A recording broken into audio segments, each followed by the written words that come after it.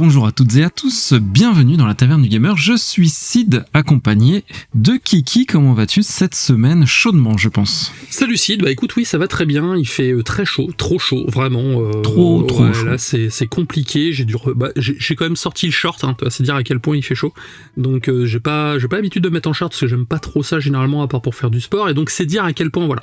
Donc voilà, on profite, un barbecue, le classique en temps estival. Et ta semaine alors? Alors cette semaine, donc j'ai commencé un jeu que j'attendais beaucoup, qui s'appelle Mind's Eye, et très exactement. Voilà, donc je suis quasiment à la fin du jeu. J'ai beaucoup de griefs, surtout techniquement sur le jeu, donc je vais faire la chronique la semaine prochaine.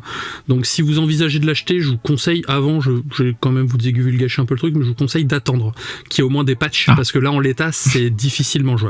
Au moins une tonne de patchs. Voilà, je suis pas un psychopathe du 60 FPS, bien au contraire. Pour moi, un jeu pas très joli n'est pas forcément un mauvais jeu. Donc voilà, là c'est juste que le jeu il est vraiment cassé quoi. Donc pour l'instant, je vous conseille de patienter. Ok. Ça, j'ai eu des place gratos pour aller voir Dragon, hein, sinon je n'y serais pas allé. Je l'ai vu hier, donc le scénar est toujours aussi cool, hein, parce que le dessin animé est un chef-d'œuvre, hein, ça de ce côté-là il n'y a pas débat. Après, ce qui rend bien en animé rend pas forcément bien en film. J'ai trouvé le casting assez moyen. Bon, Gerard Butler est toujours bon, mais l'acteur principal qui joue Harold a une tête à claque, donc c'est assez compliqué. Et voilà, je pense que c'est bien pour les gens qui connaissent pas, et donc ça peut être intéressant pour eux. Pour les gens qui connaissent Dragon, franchement, passez votre chemin, il y a rien à voir quoi. C'est la même chose en moins bien. Pour ma part, beaucoup de taf, donc j'ai joué dans le train seulement à ma Switch 2 sur Bravely Default, que j'adore. C'est un super JRPG qui était sorti, que j'attendais beaucoup, qui est remasterisé avec pas mal de petites touches pour nous faciliter la vie dans ce jeu, donc c'est vraiment chouette. J'ai évidemment beaucoup joué à Mario Kart ce week-end avec mes neveux et nièces qui ont adoré. Et finalement, c'est là que Mario Kart s'en sort le mieux de toute façon, en famille à plusieurs. Et je suis allé voir Dragon aussi, que j'ai beaucoup aimé. Après, j'ai pas ton niveau d'exigence, tu sais bien, sur le cinéma. Et comme tu le dis, Dragon, c'est exceptionnel. Donc voilà, l'histoire est toujours aussi palpitante et passionnante. Donc j'ai beaucoup aimé.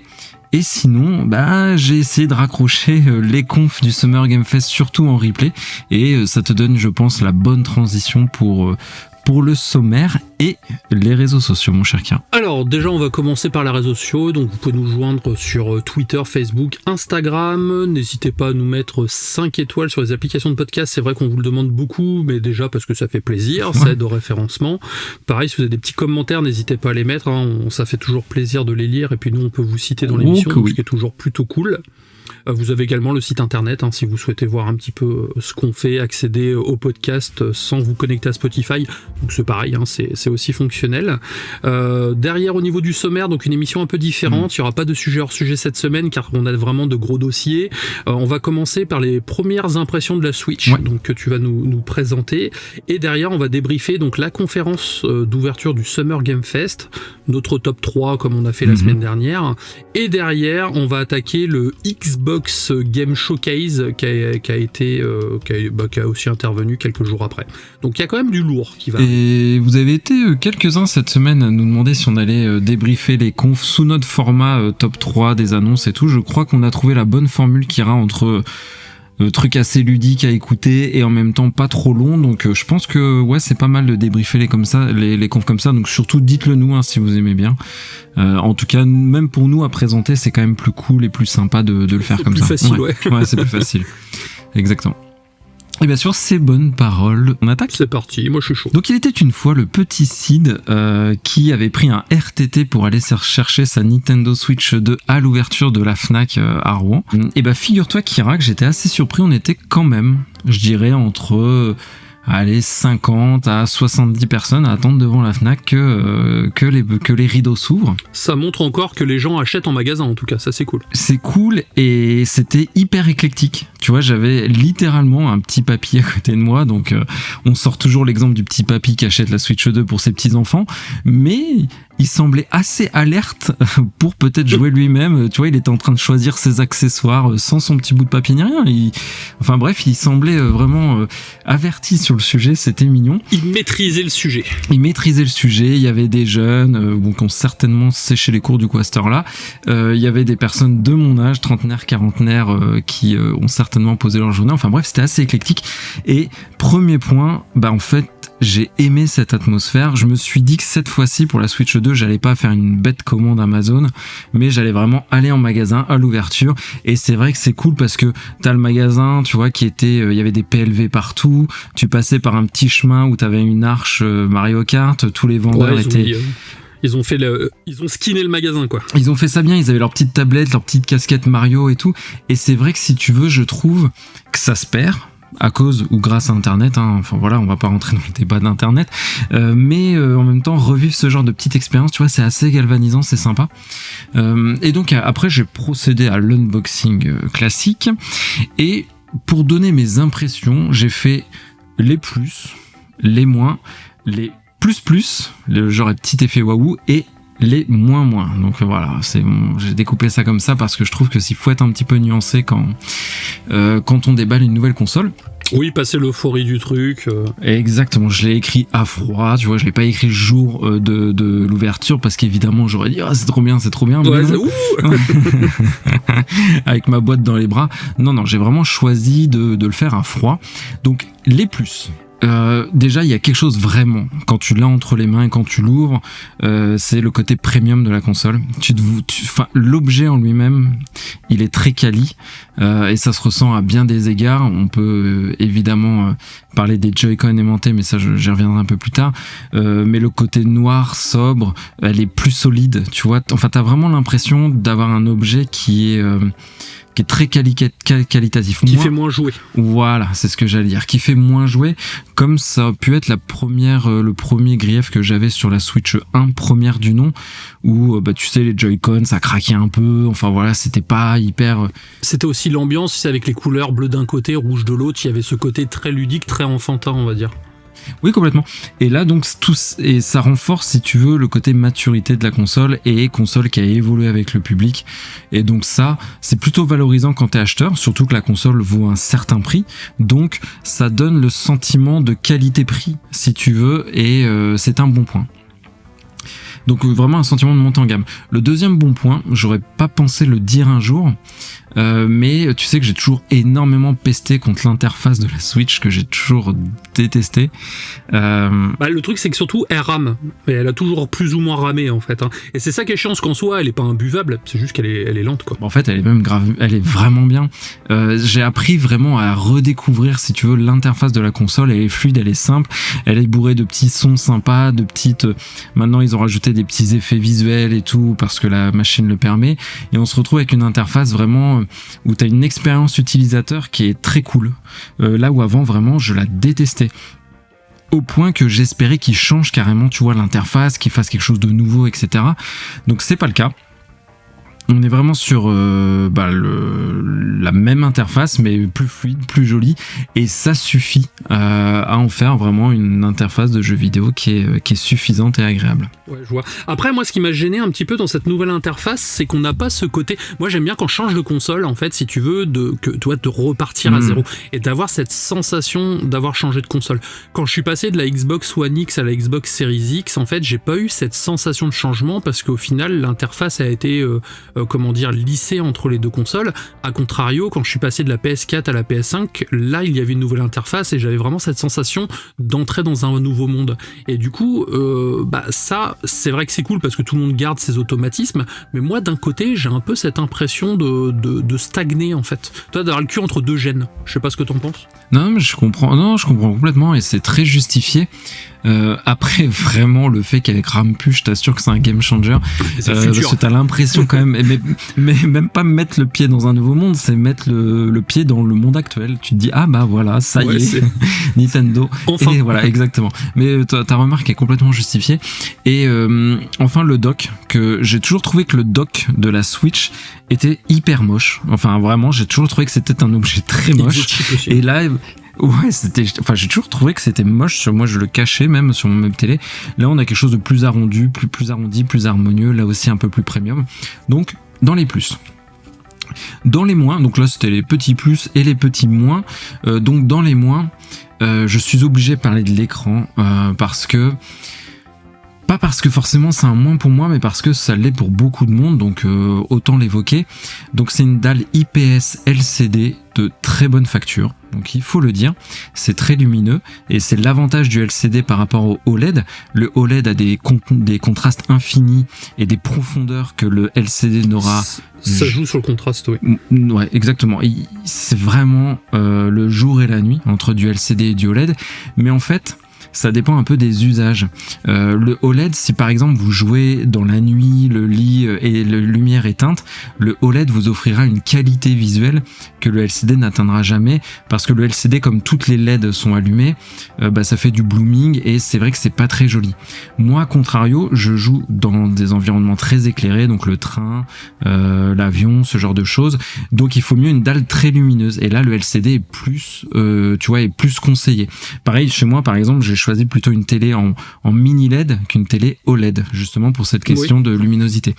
Donc je le mets dans les moins parce que ça reste quand même une console d'un certain prix, assez premium, et c'est vrai qu'il aurait été agréable, je pense, d'avoir un écran OLED, mais en fonction de votre type d'usage, certains le verront comme un inconvénient et d'autres s'en ficheront en fonction de d'où on utilise la console. En plus, 120 fps, c'est du 120 Hz, et ça c'est un bon point.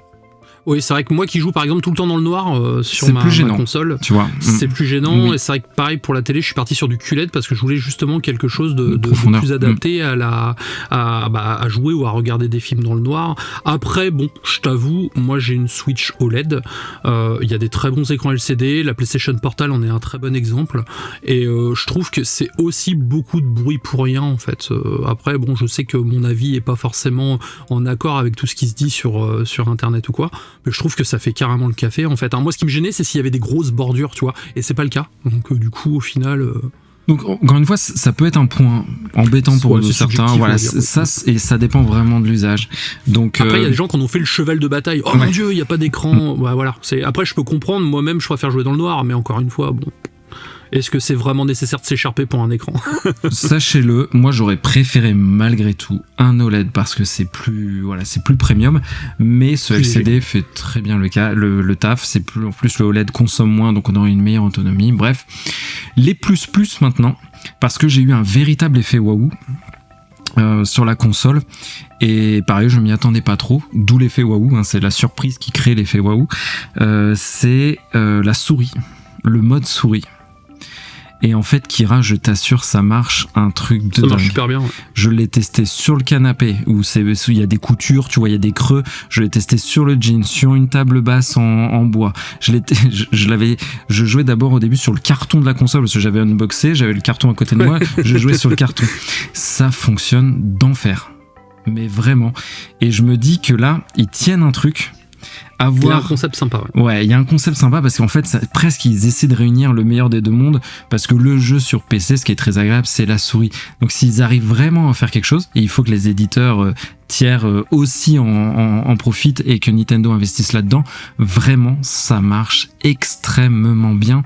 Et à tel point, je te dis, j'en étais bluffé. Donc j'attends Metroid, je pensais le faire à la manette, mais j'ai envie de le tester, tu vois, en mode souris. Après, en plus, Nintendo a toujours été avant-gardiste sur les innovations en termes de gaming. On le voit, le motion gaming, c'est quand même eux à la base. Ils ont toujours été en avance sur plein de choses, et ça me paraissait normal qu'ils lancent quelque chose de nouveau au final sur cette Switch 2. Et le principe de sortir, comme tu dis, les souris, c'est parfaitement sensé en fait, parce que ça peut servir dans plein de positions différentes, et surtout ça peut peut-être réconcilier certains réfractaires de la souris, pour des FPS par exemple, mais pourquoi pas des petits STR aussi. Mais oui, je pensais au STR, ça peut être sympa également. Carrément, ouais, complètement. Je pensais pas mal au STR. Et vraiment, je te dis, Kira, je te ferai tester, c'est hyper bien fait. Donc voilà, ça a été mon vrai effet waouh. Et bien sûr, les Joy-Con aimantés, mais ça, je pense que tout le monde vous en a parlé en long, large et en travers. Ça change la vie. En fait, c'est les Joy-Con qu'on aurait dû avoir. Voilà, en fait, j'ai pas besoin d'expliquer davantage. Le concept, c'était celui-ci plutôt que la glissière qui était un peu cheap et tout. Les Joy-Con aimantés fonctionnent extrêmement bien, c'est solide et ça renforce ce sentiment de qualité parce que ta console, tu vois, elle bouge plus, elle vibre, tu vois, elle est solide, elle fait un bloc une fois que c'est aimanté, donc très bien. Et le moins, pour moi, le plus gros point faible de la console, c'est la batterie. Donc moi, la batterie, alors j'ai fait des petits calculs, j'ai pris des notes plutôt. Sur Bravely Default, ça me dure 4h15, ce qui est pas mal, mais c'est un petit JRPG, enfin pas petit par la qualité, mais petit par la taille du jeu. Moins gourmand peut-être. Voilà, moins gourmand. Sur Mario Kart, je suis plutôt dans les 3h15, 3h30. Sur le Nintendo Switch Welcome Tour, je vous en fais un petit topo juste après, là on tient facilement les 5 heures sans problème, donc c'est plus court, c'est vraiment plus court. Après ça peut suffire, moi je fais rarement des sessions de plus de 3 heures, mais sur des jeux plus gourmands on est plutôt dans les 2 heures, je pense à un Cyberpunk, donc c'est vrai que là pour tout, on a l'impression d'être monté en gamme, et c'est ce seul point où t'as l'impression d'avoir un petit peu régressé. Zelda TOTK, a priori, c'est ça, hein, c'est 2 heures et demie de jeu, parce que forcément le jeu est un open world, hein, donc il utilise plus de ressources de la console. Après voilà, moi c'est peut-être également un frein, c'est vrai que comme je joue énormément en nomade, et c'est pas que je fais des grosses sessions, mais je la repose pas tout le temps sur son dock en fait. Tu sais, je jouais plusieurs soirs de suite, et c'est quand vraiment j'arrive à la fin que je vais la brancher, donc là-dessus ça peut peut-être être un petit peu plus contraignant, on va dire. Après encore une fois, maintenant on prend le train, on peut brancher une prise, on prend l'avion, on peut brancher une prise, dans la voiture c'est pareil, c'est aussi à relativiser, mais c'est vrai que c'est light. Mais du coup ça m'a poussé à avant la console me faisait la journée sans problème avec des allers-retours de train, etc.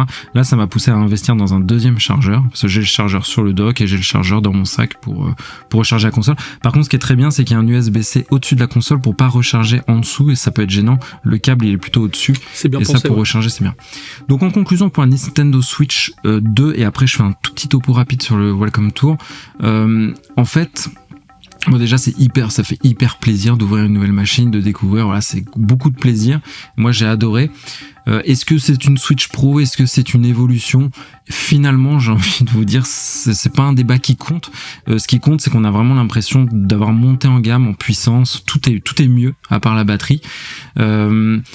Et moi, je me dis que c'est vraiment la console de l'équilibre.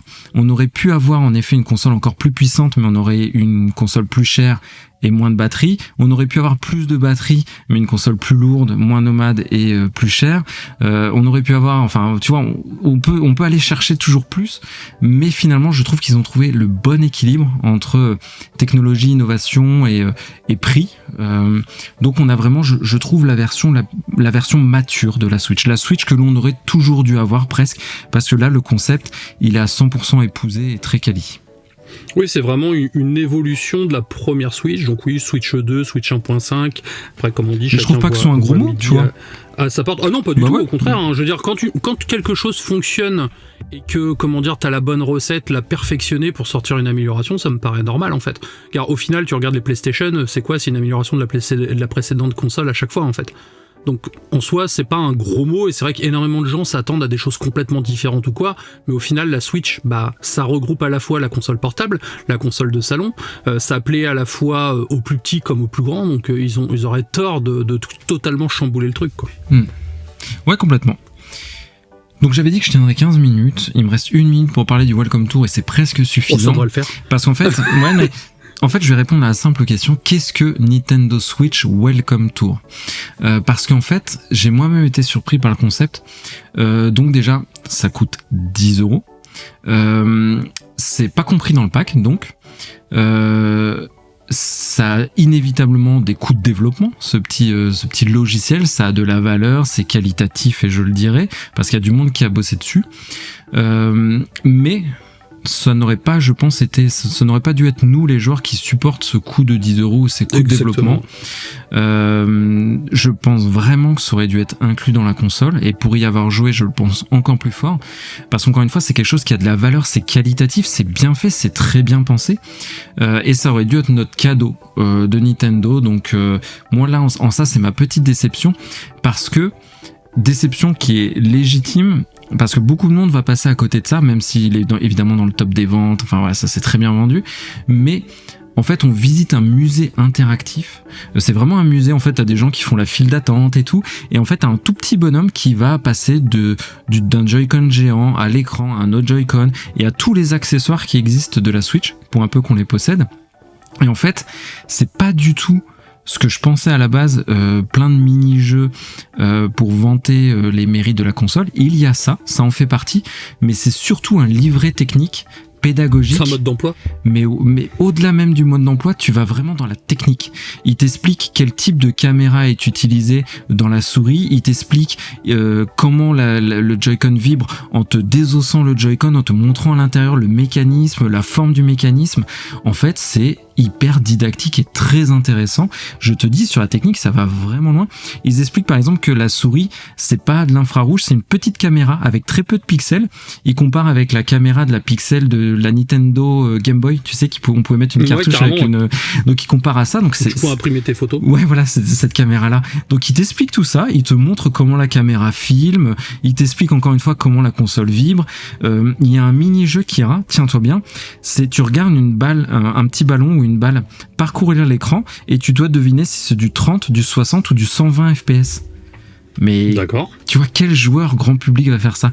Mais c'est parce que c'est un livret technique pédagogique. C'est pour ça que ça devrait être fourni avec la console en fait. Ouais, mais oui, c'est vraiment le seul grief que j'aurais au truc, parce que en plus ça peut faire un peu toute la vie de ta console. Si tu achètes un nouvel accessoire, il sera dedans, tu peux le découvrir, le tester. Les mini-jeux sont sympas, il y a un mini-jeu avec la souris qui est ultra précis, donc vraiment je le dis, c'est super. C'est 10 €, voilà, sachez-le.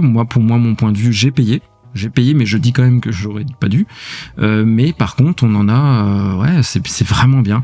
Et j'ai appris des choses, parce que tu sais, je suis un peu technophile et tout. J'ai appris des choses vraiment hyper intéressantes sur la technologie qui se cache derrière.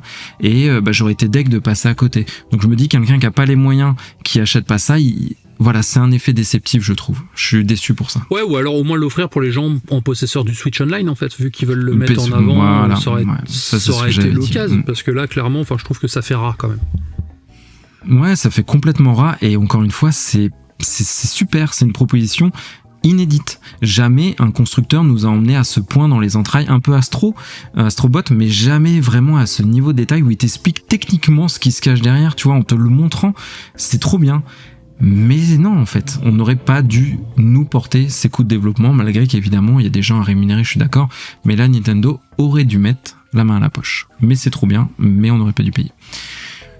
Ceci étant dit, mon cher Kira, je te propose qu'on passe au Summer Game Fest et à la première conférence, et là je te donne la parole, Kira, pour notre petit top 3. Donc on s'est pas du tout concerté, on a débriefé aucune conf, donc on va découvrir en direct comme d'habitude nos tops. Alors, juste avant de commencer, est-ce qu'on fait un topo sur le comment dire, tu sais, un petit peu l'ambiance qu'il y avait, le format de cette conf d'ouverture? Avant ou après, comme tu veux. Ouais, en fait, je vais juste faire un petit tour rapide, en fait. Donc, comme souvent, sur l'ouverture du Summer Game Fest, en fait, c'est très... C'est un show, hein, c'est vraiment un show à l'américaine où on présente pas mal de choses, et au final j'ai trouvé cette année que c'était un petit peu plus fluide que les autres années, en fait. Je sais pas toi, j'ai trouvé moins pompeuse, c'était moins du graissage, du cirage sur les gens qui participaient. Voilà, et on avait vraiment cette impression de vouloir présenter des jeux, ce qui devrait être le cas à chaque fois. Et donc, pour le coup, cette entrée en matière, moi, m'a agréablement surpris. Et c'est mon analyse de la conf. Je dirais pas mieux. Non, je dirais pas mieux. Plus fluide, et en plus, je pense parce qu'ils ont enlevé tout un tas de choses qui étaient pompeux, qui ralentissaient le rythme, comme les gros logos World Premiere, tous ces trucs-là où on en fait des caisses. Ils les ont épurés et ils ont bien fait. Et sinon, donc oui, on a eu de gros trucs qui sont quand même tombés lors de cette conférence. Donc le top 3, mon numéro 3, je vais pas le développer parce que je sais que tu vas en parler. C'est Onimusha. Ah oui. Eh ben je peux en parler maintenant si tu veux. C'était mon top 2. Ah ouais, Onimusha, donc je vais te laisser parler et t'as complètement délégué. Exactement, j'ai délégué mon top 3. Et c'est mon top 2, moi il est en deuxième position. Donc Onimusha Ways of the Sword qui revient. Ça fait trop plaisir. Ce qui m'a assez marqué, Kira, c'est le dynamisme des combats et aussi le tranchant vraiment des combats, parce que là les zombies samouraïs ils sont coupés. Ouais. Mais je trouve c'est cool, ça rend bien, tu vois. On a vu plein d'armes différentes, donc des grosses masses qui cassent l'écran. On a vu des gros monstres. L'univers est vraiment là. On a encore une fois un acteur principal, un vrai acteur qui est pris. J'ai oublié son nom alors que je connais que lui. Ouais, surtout que tu l'avais oublié la dernière fois déjà. Je l'avais oublié la dernière fois, mais je l'oublie tout le temps.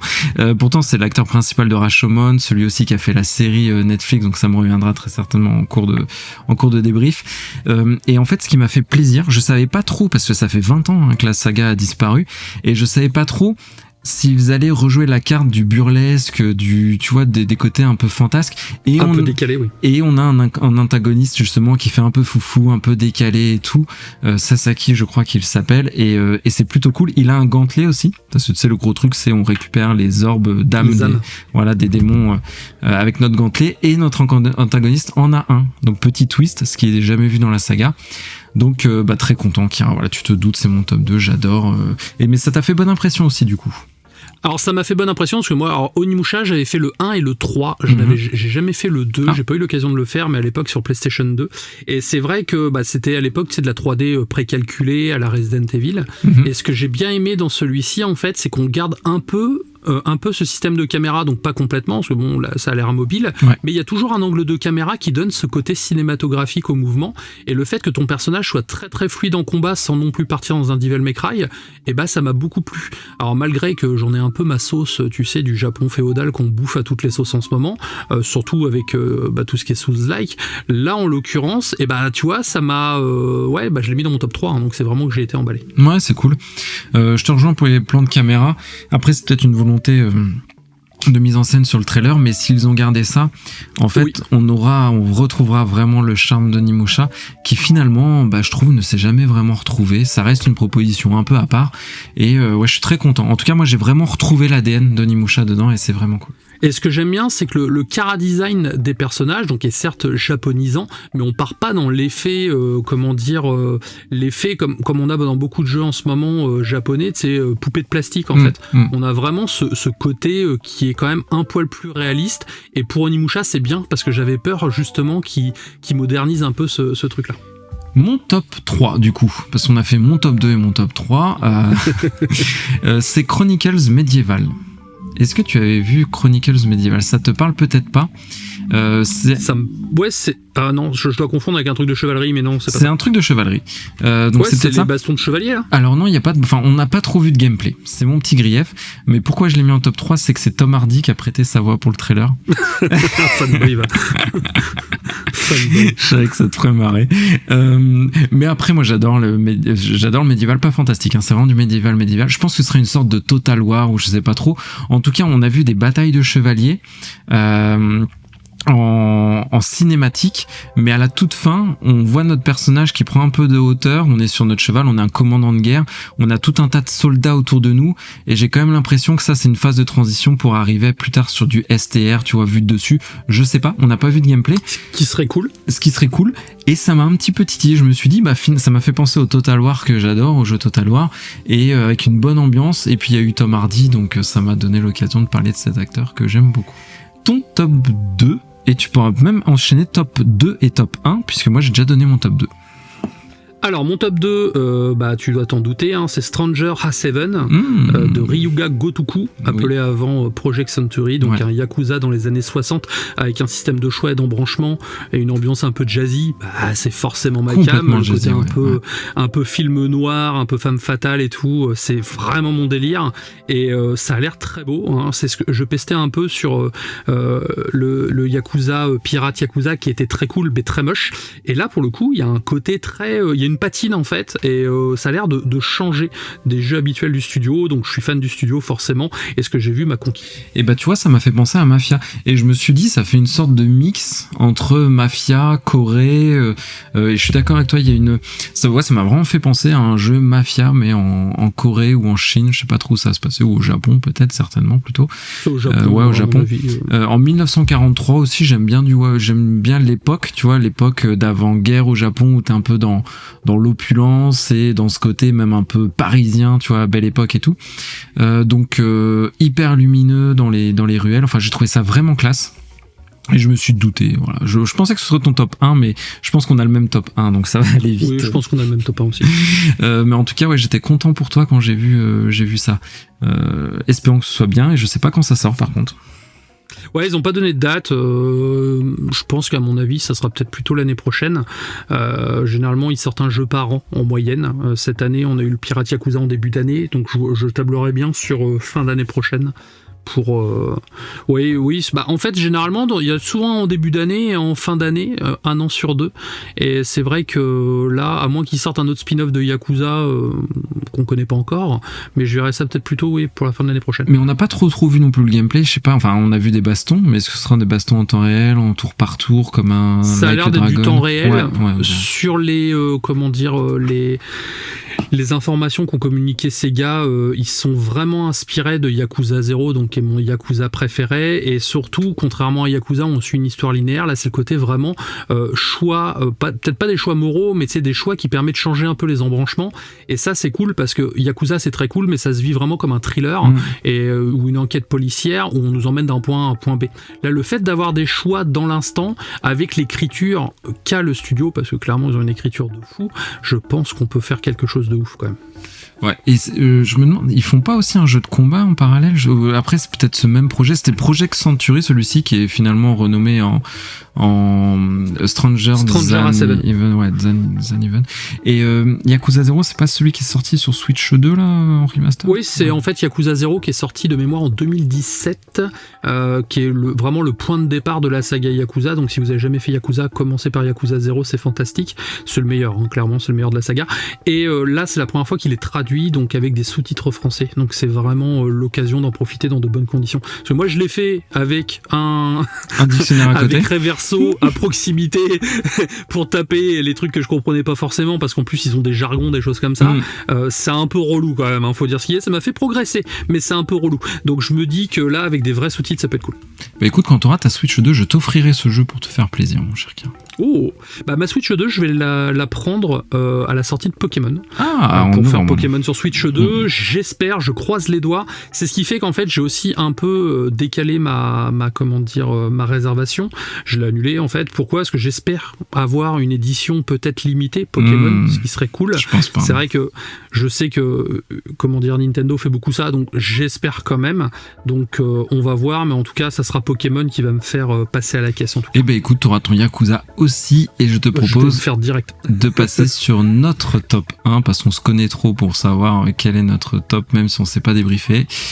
Donc je t'écoute. Pour moi, le meilleur One More Thing en plus de tout le Summer Game Fest, c'était chez eux, c'était chez Jeff Kelly, donc bravo à lui, et donc c'est mon cher Resident Evil 9 Requiem.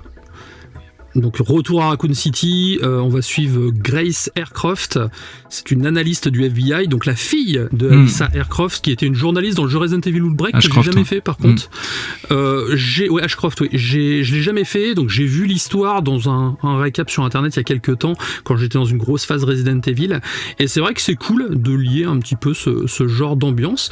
Ça se passera en 2027, après les événements de Resident Evil Village, mais avant le DLC Shadow of Rose. Donc pour le coup, c'est pas Rose, donc c'est sûr. Moi au début j'ai cru que c'était elle, tu vois. Donc c'est sûr, mais on risque pas de se retrouver avec d'autres personnages de 80 ans. Et comme il parle d'un retour de Léon, on risque d'avoir un Léon de la cinquantaine d'années comme Chris, donc ce qui pourrait être super cool. Sans que ce soit confirmé, mais ouais, c'est plutôt cool à voir. J'espère qu'on va retrouver Léon. On se demande s'il n'y a pas sa voix en fin de bande-annonce. C'est vrai qu'il y a eu pas mal de retours là-dessus, et c'est vrai que j'ai écouté. Alors, est-ce que c'est des samples de Resident Evil 4 ou de Resident Evil 2 ? Possible. Mais. Non, mais je pense qu'il y sera parce que ça fait beaucoup penser à Resident Evil 2. Le duo Léon-Claire. Donc là, on aurait Alyssa et Claire, ce qui serait hyper cool. C'est bien, ça rend canonique du coup les événements de Resident Evil Outbreak qui est sorti en 2003. Et ce que j'adore, enfin ce que j'aimais bien avec le personnage d'Alyssa Ashcroft, c'est que c'est pas une flic, c'est pas une militaire, c'est pas une scientifique, c'était une journaliste. Ouais, journaliste d'investigation, analyste. Ah non, ouais, Alyssa, tu parles de sa mère. Oui. Je parle de sa maman, oui, pardon. Ouais. Je parle d'Alyssa, pas Grace. Grace, du coup, c'est le personnage qu'on va jouer. Du coup, j'ai dit une bêtise. Grace est une analyste et sa mère était une journaliste. Donc c'est bien, ça change. Donc Alyssa, c'est sa maman qu'on a connue dans Outbreak. Il y avait d'ailleurs un petit mémo sur elle dans Resident Evil 7, un petit Easter egg qui faisait référence à Outbreak, à sa maman, du coup. Et là, on va jouer Alyssa, du coup. On va jouer Grace, pardon, qui va investiguer sur le meurtre de sa maman et surtout sur les événements qui sont passés à Raccoon City. Donc c'est un sacré retour aux sources et on va pouvoir passer de la vue à la première personne et à la vue à la troisième personne. Donc toi t'es content, moi je suis plus mitigé, je préfère les jeux qui ont un vrai parti pris. J'aimais bien le fait qu'on soit passé sur de la vue à la première personne dans les 7 et 8.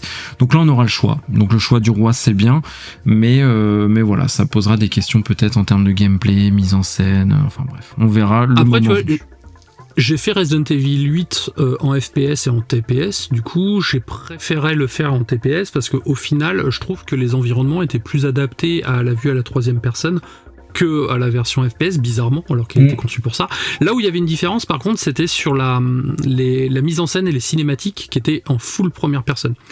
Donc c'est vrai que Resident Evil 4 c'est très très bien vendu, les remakes se vendent bien, donc ils ont tout intérêt à satisfaire un maximum de monde en proposant les deux, et surtout qu'on ne pourra pas faire les deux à la volée, il faudra passer forcément par le menu, donc ça implique peut-être certaines modifications, l'environnement, un peu sommaire, peut-être, ouais. Voilà, d'environnement, donc voir en tout cas, moi j'ai toute confiance en Capcom là-dessus. Ça implique aussi qu'ils vont peut-être pas abandonner le PlayStation VR, donc ça aussi c'est cool, mine de rien, faut aussi y penser. Donc je pense qu'ils ont mis les petits plats dans les grands. Ça sera pas un monde ouvert, ils parlent de zones plus ouvertes, mais ça sera pas un monde ouvert, et ça aussi c'est cool parce que ça nous faisait un peu peur. Donc en tout cas, on l'a dit, très bonne conf. C'était la conf qui avait du show, vraiment la seule finalement, puisque les autres c'est plus des confs classiques. Est-ce que tu avais peut-être des mentions, des déceptions, des choses à dire dessus ? Non, je dis rien de plus, que je me suis vraiment concentré sur les jeux que je n'avais pas vus, et sur toutes les confs, tu vas voir, je me suis vraiment concentré là-dessus, sur les jeux où j'avais pas vu de gameplay, ou en tout cas je ne savais pas qu'ils allaient sortir. Tu vois, je vais pas citer un Metal Gear ou des choses comme ça, parce qu'au final j'en parle déjà tout le temps, ça sert à rien. Donc j'ai vraiment voulu me concentrer là-dessus, donc c'est pour ça que je me suis vraiment mis sur ces 3 jeux-là. Donc le Xbox Showcase maintenant, donc même combat, si tu veux en parler d'abord ou faire ton top 3, nous t'écoutons attentivement. Alors, en fait, pareil, point conférence, c'est pas du tout mon délire, ce genre de conférence. Moi, j'aime bien les conférences comme le Xbox Developer Direct, où on va se concentrer sur 4 jeux max, et on va avoir un peu la part belle aux développeurs. Là, c'est vraiment de l'enchaînement de teasers, en fait, même s'il y a eu beaucoup de world premières, ce qui était très cool, ça je dis pas, il y a un jeu que j'attendais pas du tout, et c'est mon numéro 1, on en parlera tout à l'heure. Mais voilà, donc c'était pas une mauvaise conférence, je trouve que c'était même plus dynamique que le PlayStation qu'on a eu la dernière fois, par exemple, mais je trouve ça long, en fait, et à la fin je m'ennuie un peu, tu vois, sur ce genre de conférence. Ouais, moi mon ressenti c'était une bonne conf, je l'ai trouvé un peu longue aussi, en fait je l'ai trouvé moins bien rythmé que les autres, parce que ils ont compris peut-être, ou ils ont pas encore compris ce que Jeff Keighley a lui intégré, c'est que la conf Xbox est parsemée de world premiere en logo, de play anywhere tout le temps, donc je comprends, enfin il y a un intérêt marketing, mais ouais, ça casse en fait, ça casse à chaque fois la dynamique. En vrai, il mettrait un bandeau en début de bande-annonce, ça suffirait quoi. Ouais, ouais complètement, le logo à la fin suffit, enfin bref, on s'en fout, franchement on s'en fiche, et ça casse un peu la dynamique. Sans ça, ce serait plus court, ce serait moins haché, et ça aurait été plus digeste. Je l'ai trouvé moins équilibré, tu vois, en termes de timing, mais par contre le gros point fort c'est les jeux, et c'est ça l'important. C'est le contenu, ouais. Donc il y a bien 15 minutes de trop, hein, clairement, ouais. là-dessus. Je te dis, à la fin, je me dis, bon, ça s'arrête quand, tu vois. Alors, pourtant, on voyait des jeux, c'est ce qu'on aime. Mais c'était un peu long, et aussi, au rang des griefs, pas d'exclusivité chez Microsoft. Après, je pense qu'ils se les réservent pour justement leurs développeurs directs. L'année prochaine, ou les 25 ans, l'année prochaine. Bah là, déjà, ils parlent d'un développeur direct qui aurait lieu courant de l'été, comme l'année dernière, en fait. Donc, je pense que là, ils vont balancer 4 ou 5 grosses cartouches. Donc, ok, mais je pense qu'il faut arriver à un stade où ta console sort rien. Il faut donner un peu de bonbons aux gens en fait, hein. Il faut leur donner envie de s'investir. C'est le reproche que j'ai fait à Sony également qui présentait rien, et ben là je fais le même reproche pour Microsoft. Il y a eu de la bonne chose, mais pas de ce que j'attendais, c'est-à-dire du studio interne quoi. Ouais c'est vrai, donc même reproche en effet que le State of Play, et aussi j'aurais préféré qu'on ne voit pas Sarah Band et Tonton là, comment il s'appelle l'autre là. Ouais, qu'ils enchaînent les teasers à la limite, mais ou qu'ils fassent parler les développeurs, tu vois, comme l'a fait un peu le State of Play. Je trouve que quand même c'est plus sympa, et je pense que ça a un effet négatif de montrer les têtes, les managers de ces grosses boîtes. Finalement, on l'a vu avec PlayStation où ça a vraiment desservi la boîte avec Jim Ryan. Là, Phil Spencer, Sarah Bond, en fait, c'est bon, laissez-nous, on veut des jeux, on veut parler aux devs, et arrêtez avec tous vos trucs marketing et tout. Et ça aurait rendu, je pense, ça donne un côté Hydra de tête. Ouais, et puis ça aurait plus valorisé, en tout cas, le contenu qui, par contre, était vraiment très bon. Donc, si tu veux, on passe à notre top 3, mon cher Kian.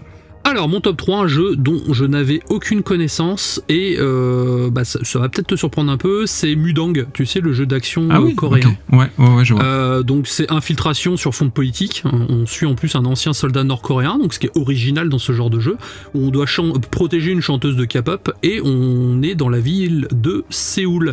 Et bah c'est cool parce que au final, déjà les Coréens ils font d'excellents jeux, vraiment. Ouais. Hein, ça, Stellar Blade. Là, il y a pas de débat. Stellar Blade, Inzoi qui a l'air aussi incroyable. Donc ils font des très bons jeux, et je suis content que la Corée commence à s'ouvrir de plus en plus avec des jeux avec de réelles ambitions. Et en fait, en voyant le gameplay, donc certes il y avait beaucoup d'action, mais surtout il y avait une petite vibe Splinter Cell. Ouais, c'est vrai. Qui, le manque de Sam Fisher en moi, tu vois, m'a dit ça a l'air cool. Alors je sais que ça va pas être le jeu de l'année concrètement, mais le combo, une ville coréenne, l'ADN coréen en fait, couplé avec un côté un petit peu popcorn et infiltration, et ben moi ça me suffit en fait, et je l'ai regardé 2 ou 3 fois au départ, je me suis dit ça a l'air un peu générique, et en fait ça me suffit parce que encore une fois j'aime bien quand je suis dépaysé, changer de style, d'environnement ou quoi que ce soit, et c'est vrai qu'un jeu qui se passe dans Séoul en Corée, on l'a pas eu encore. Eh ben écoute, tu me surprends. C'est vrai que je t'attendais pas dessus, et c'est cool. Le côté très urbain et tout, tu l'as dit, un peu d'infiltration, c'est vrai que ça change. Donc ça a l'air plutôt joli en plus. Ouais, attends, et puis un jeu un peu venu de nulle part, ça fait du bien, une nouvelle IP. Donc c'est ça en fait, je l'avais tellement pas vu venir que du coup j'ai fait quand même. Mon top 1 est un DLC. Ton top 2 Non, mon top 1, mon top 3. En plus, je suis déjà ton top 3, c'est je dis. Retour vers le futur.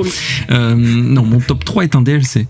Alors, je suis pas coutumier des DLC, mais bon, j'aime d'amour ce jeu. Donc, c'est Age of Mythology Retold, et le DLC qui s'appelle Heavenly Spear.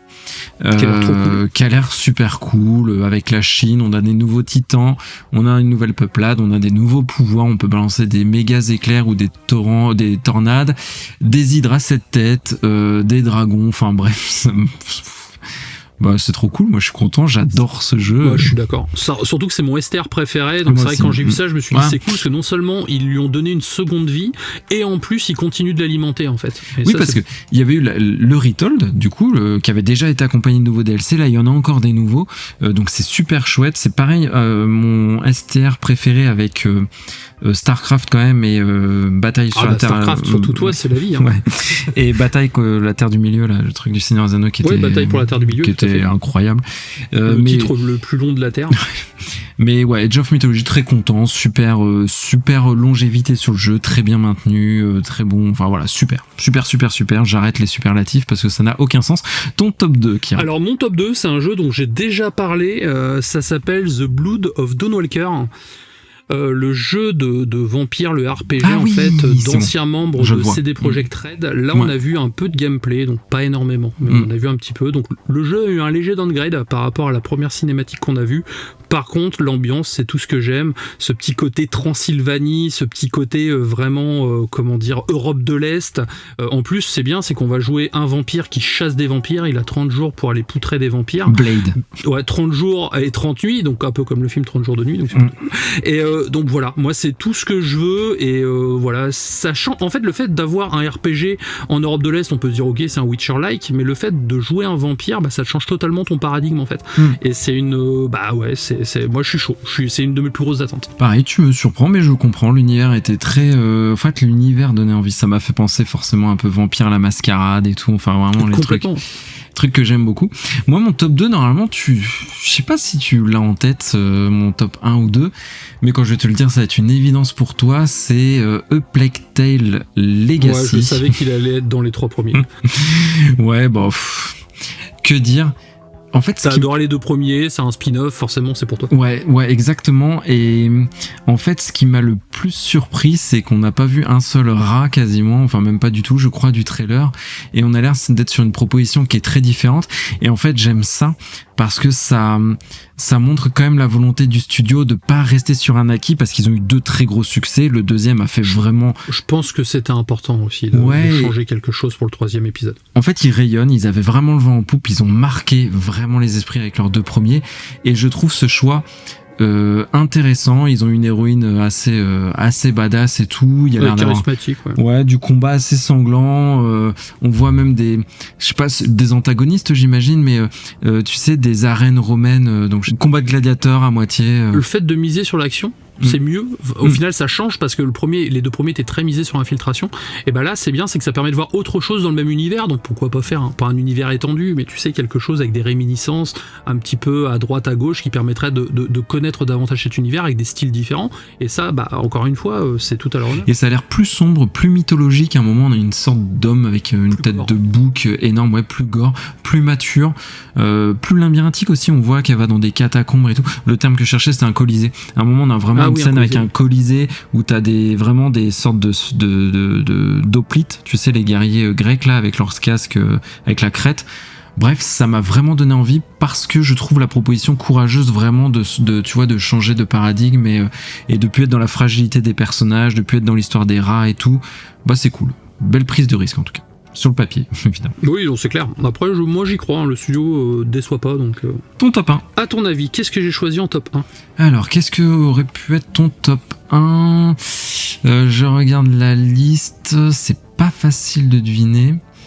Call of Duty, non, je déconne. The Other World, tu as pas aimé le premier, donc c'est certainement pas le 2. Écoute, je sèche.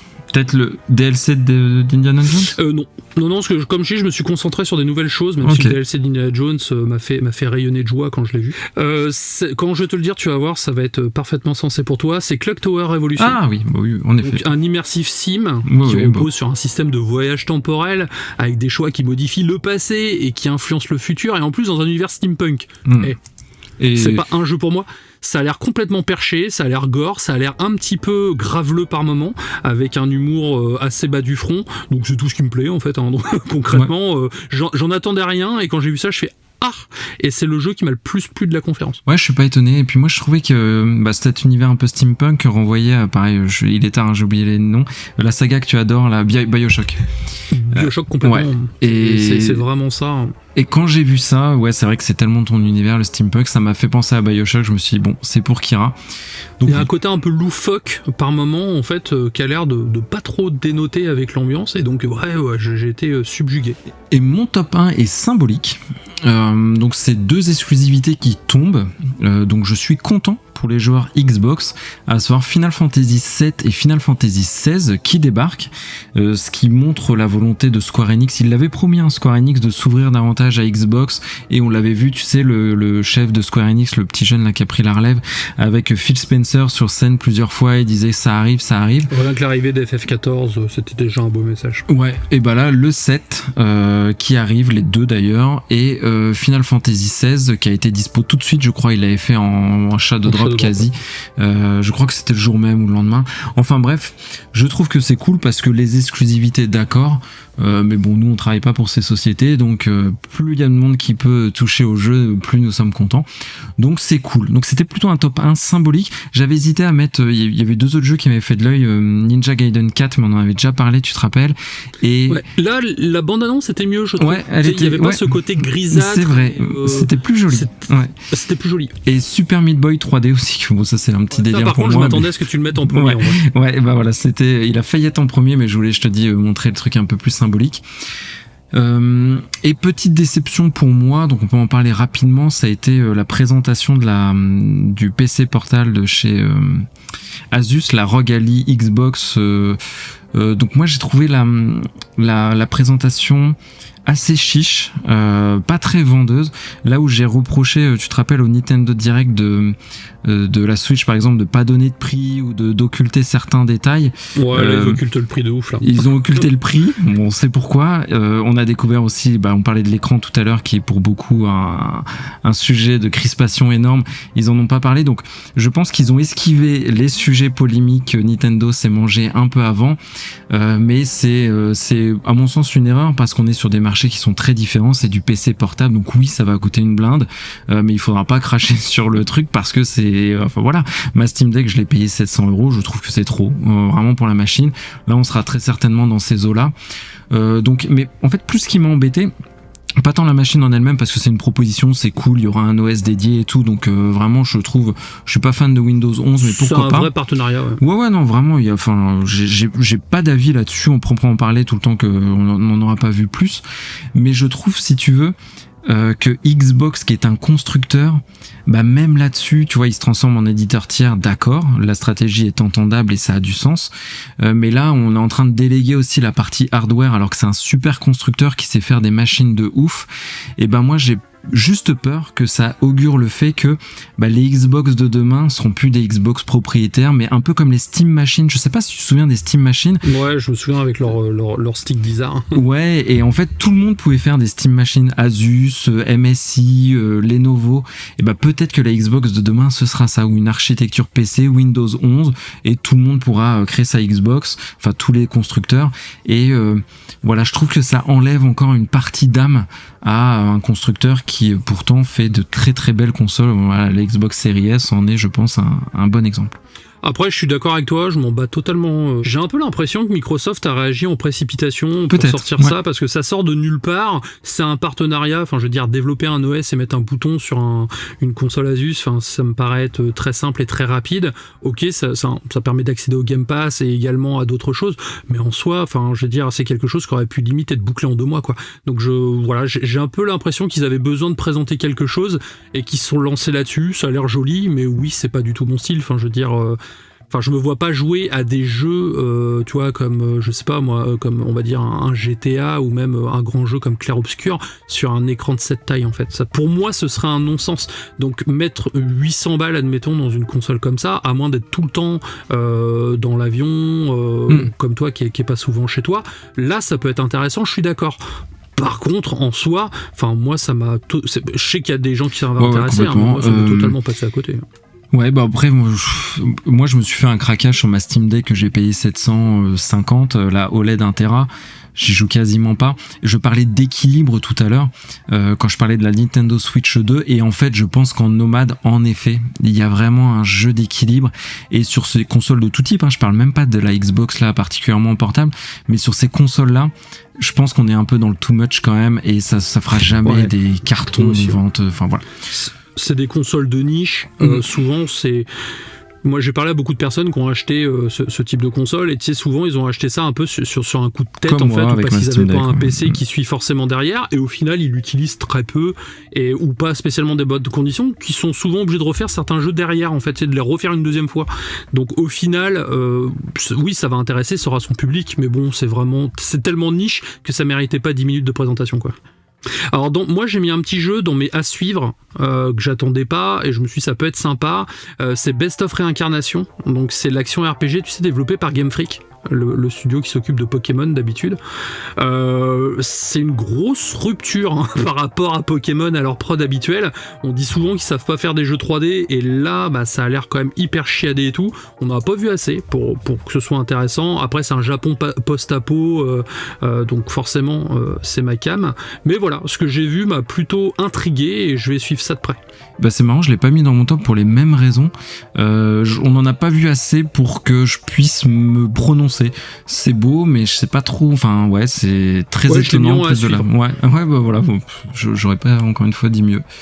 Donc, est-ce que tu veux t'as noté peut-être sur les autres confs? Moi, j'ai fait un petit top 3 de ce qu'on a retrouvé dans d'autres confs. Est-ce que tu as... Alors, j'ai noté 4 trucs. Bah mais, écoute, ça sera rapide. Vas-y. Je vais pas le ranger par top, hein, ça sert à rien. Dans l'ordre, j'ai noté le Game of Thrones War of Westeros. Donc un jeu de stratégie en temps réel. Enfin, moi, clairement, je suis fan de Game of Thrones, tu le sais. Je les ai rematés il y a pas longtemps. J'ai fait la House of the Dragon. Et c'est vrai que quoi de mieux qu'un jeu Game of Thrones en stratégie. Enfin, clairement, c'est super cool. Et en plus, il y aura un système, a priori, où on pourra faire comme des what if. Vous savez, si Jon Snow, comme on voit, a été tué par le Seigneur de la Nuit. Des embranchements, peut-être un peu, tu vois. Ouais, ou des embranchements, mais il y aura un côté un peu what if. Et ça, je suis très très intrigué de voir ce que ça va donner. On n'a pas vu de gameplay, mais en tout cas, bah oui, je suis hypé, forcément. Je retiens également Atomic Heart, donc j'avais bien aimé le premier, que j'avais trouvé sympa, malgré son open world imbuvable et ses ennemis vénères dans l'open world, qui est un point que des fois tu peux pas faire 2 mètres sans te faire plomber. S'ils arrivent à corriger ça, ça peut être intéressant, parce que j'aimais bien l'ambiance, et c'est pareil, on est sur un immersive sim, et c'est un de mes genres préférés, donc forcément ça peut m'intéresser.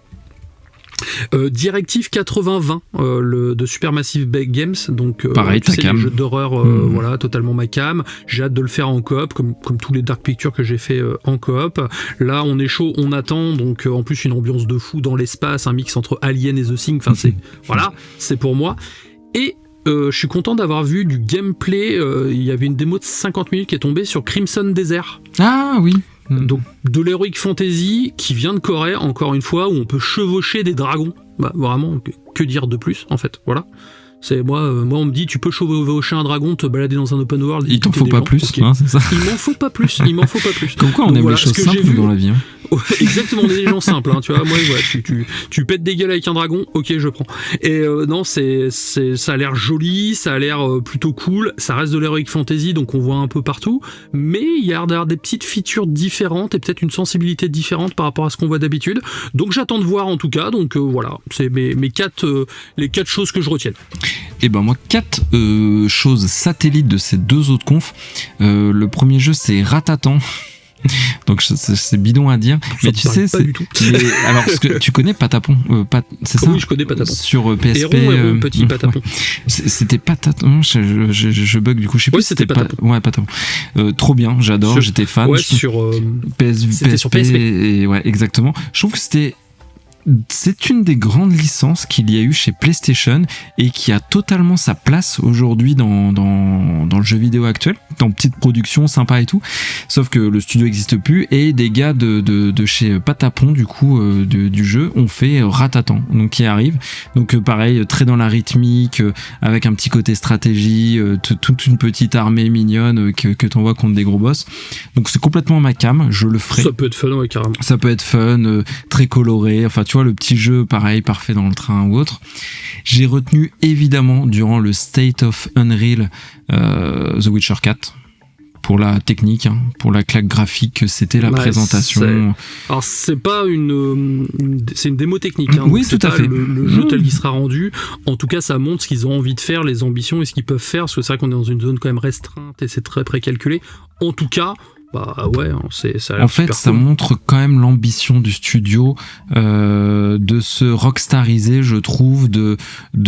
Aussi, c'était au State of Unreal, donc la conf d'Epic, ce qui montre encore une fois le poids d'Epic et le poids de leur moteur. C'était vraiment une publicité pour les développeurs. C'était assez ouf. Pour rester dans la claque graphique, Death Stranding 2 évidemment, donc je vais pas trop en parler parce que voilà, j'en parlerai beaucoup. Ça arrive dans 10 jours. Voilà, exactement. Donc je vais pas en faire des caisses, mais j'ai adoré la présentation. Enfin, voilà, j'ai tout aimé. Ça a l'air très beau, vraiment, ça éclate la rétine. Et avec un côté en plus qui a l'air plus accessible. Donc peut-être que Kojima a dû se calmer un peu, je sais pas. Mais en tout cas, ça fait moins. Enfin, ça fera peut-être plus consensus comme jeu. Et enfin, je vais le prendre, je pense, et le faire à peu près en même temps que toi, mais moins vite forcément vu que toi tu vas le tester, mais oui, je vais le prendre aussi pour continuer l'histoire déjà, mais ça a l'air plus accessible, moins même s'il y en a toujours, ça a l'air d'être moins un Uber Eats Simulator, donc à voir. En tout cas, je suis quand même emballé. Et Titan Quest 2, donc qui est un Diablo-like que j'adore, mythologie grecque. Je préfère, alors vous savez que si vous écoutez Atelier New Gamer, je suis grand fan de Diablo, sachez que je préfère en hack and slash encore Titan Quest, qui est dans la mythologie grecque, qui est absolument génial. Et là, ils ont beaucoup parlé du 2, c'était lors de la conf, je crois, de la Future Game Show. C'était une autre conf, et c'était étonnamment une des meilleures confs. D'ailleurs, je peux te faire une petite synthèse de ce que j'ai pensé des confs, Kira, vraiment en une phrase chacun. Il y a eu l'Indie Quest, donc ça c'est tous les développeurs indés qui voulaient parler de JRPG surtout. On a eu le State of Play, donc je l'ai aimé pour les jeux japonais, etc. Il y a eu le Summer Game Fest que j'ai aimé pour la partie show comme tu disais, et le meilleur One More Thing avec Resident Evil. Il y a eu la Future Game Show où c'était la conf surprise avec plein de nouvelles IP. Il y a même Shohei Yoshida qui était dedans en invité en guest star, l'une des meilleures confs. Il y a eu l'Xbox Showcase qu'on a dit pour tous les jeux tiers qui était hyper intéressant, un contenu riche et tout, enfin vraiment des très bons jeux de montrer. Il y a eu le State of Unreal plus pour la partie claque graphique, et il y a eu le PC Gaming Show pour l'ennui immortel, comme d'habitude les confs sont nuls. À part si on enlève la PC Gaming Show, en fait ce que ça m'a donné comme sentiment, pour conclure sur la Summer Game Fest, c'est... j'ai trouvé qu'elles étaient toutes finalement assez équilibrées quand même, les confs. Tu vois, il n'y avait pas de catastrophe nucléaire à part le PC Gaming Show, mais ça fait partie de leur... Ah, la conf IO était pas ouf. Ah, celle-ci, je l'ai pas regardé. Ça faisait vraiment amateur, où ils étaient deux sur une scène avec une caméra en train de présenter un mode de Hitman, la même bande-annonce de James Bond et 3000 de Minzai avec du blabla. Non, c'était pas ouf. Mais en tout cas, globalement sur les grandes confs, je trouvais ça équilibré, agréable, diversifié. Ils ont tous fait le job, à part certains de catastrophes du coup PC Game Show et IO du coup que j'ai pas regardé, et ouais, c'était bien, beaucoup de nouvelles IP, des dates assez courtes, pas mal sur le State of Play, un peu moins sur le Summer Game Fest par exemple, mais globalement c'était cool. Et 2-3 très beaux One More Thing qui étaient James Bond pour toi, Resident Evil 9 pour tous les deux, et le Future Game Show, leur One More Thing c'était sur Mafia The Old Country, où il y avait, c'est ce que j'ai vu aussi. Il y avait toute une scène narrative hyper bien, qui faisait très Mafia, vraiment très cool. Donc voilà, mon ressenti c'est que c'était vraiment une bonne Summer Game Fest. Et toi, Kira, du coup? Oui, je suis totalement d'accord avec toi par rapport à ça. Il y avait des jeux pour tous les goûts, ça c'est toujours plus ou moins cool. Des nouvelles IP. Voilà, des nouvelles IP. Après, le problème de ce genre d'événement, c'est que c'est vraiment l'overdose de jeux vidéo, et forcément, il y a des titres qui sont occultés par d'autres. Nous-mêmes, on l'a fait, parce qu'on a fait des top 3. Et c'est dommage, ça rend pas forcément justice à certains jeux noyés dans la masse. Toi, aujourd'hui, il y a eu le Konami, je sais plus comment ça s'appelait, le Konami Experience, et ils ont annoncé la sortie d'un Silent Hill remake du premier par Bloober Team. Incroyable. Tu vois, j'ai trouvé que c'était un bon mood, parce qu'au moins ça évite d'être noyé dans la masse. Ils l'ont annoncé, ils avaient rien à montrer, ils ont juste dit Bloober Team travaille dessus, il y a eu une pauvre affichette ou quoi que ce soit, mine de rien ça a fait parler énormément, alors que si ça avait été balancé comme ça à la zob pendant le Summer Game Fest, il n'y aurait pas eu forcément une grosse communication, ça aurait été aussi vite dit, aussi vite oublié. Et donc là-dessus, c'est ce que je reproche, contrairement à un E3, à l'époque où on avait l'E3, où même si ça durait 3-4 jours, il y avait quand même des journalistes qui allaient tester les jeux. Oui, puis il y avait des moments forts. Voilà, des moments forts et tout. Et du coup, c'était plus aéré et on se souvenait des choses. Là, j'ai vraiment l'impression que c'est un enchaînement de trailers, en fait. Et c'est là-dessus que je trouve que ce genre de conférence a vieilli, parce qu'il devrait y avoir des démos ponctuelles de certains jeux pour que les spectateurs qui regardent de chez eux puissent au moins se faire aussi un avis, et ça ce sera un bon mood, et ils sont pas prêts de passer le cap, je pense. Ouais, et le bon format, je pense, c'est les confs un peu satellites, comme on a, tu vois, le State of Play, ils ont été malins de le faire avant. Les Nintendo, ils ont eu raison, oui, c'est clair. Nintendo, au moins ça fait parler déjà. Ouais, Nintendo ont leur calendrier, ils font leur vie, et c'est vrai, quand t'es noyé un peu dans cette masse, ouais, c'est plutôt juste ton analyse, c'est vrai.